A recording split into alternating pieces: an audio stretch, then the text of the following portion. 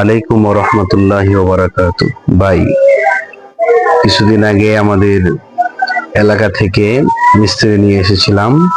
তো অনেক ভাই কমেন্ট করেছেন যে হুজুর কি বানাইলেন দেখলাম না, তো তাই এটা ডকুমেন্ট হিসাবে রেখে দিলাম। দেখা গেল যে অনেক সময় এই কাজগুলো আমরা কষ্ট করে করাইছি, কিন্তু পরবর্তীতে অন্য কেউ এসে দাবি করতে পারে যে এই কাজগুলো আমরা করছি এসে, এই জন্য দাবি হিসাবেও এটা খনন করা উচিত। ওই যে দেখলেন কিছুক্ষণ আগে আমাদের মিস্ত্রি ভাইরা কাজ করতেছে, কাজ করে তারা অনেক কিছু বানাইছে। এর মধ্যে উল্লেখযোগ্য এই যে এই বড় ধরনের যে র্যাকটা দেখা যাচ্ছে 4 তলা বিশিষ্ট, এটা খুবই সুন্দর করে মজবুত করে বানাইছে। এবং পিছনে যে হার্ডবোর্ডটা দিয়েছে এটা একেবারে সর্বোচ্চ দামের।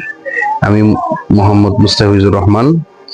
এখানে টেবিল আছে, আবার 2টা ডেস্ক বানাইছি হুজুরদের বসার জন্য। খুবই চমৎকার করে রং করা হয়েছে।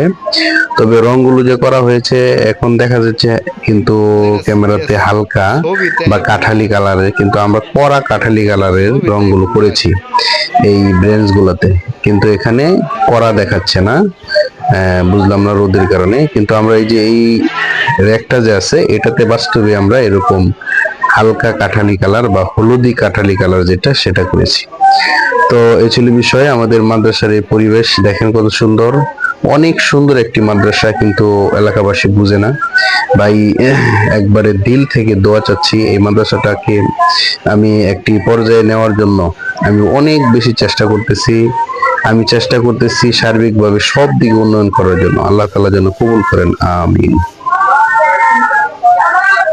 এবং এতে যত কাঠ লেগেছে কাঠের ব্যবস্থা করেছেন আমাদের মাদ্রাসার হাফেজ সাহেব, হাফেজ মাহমুদ হাসান। পরীক্ষা চলছে।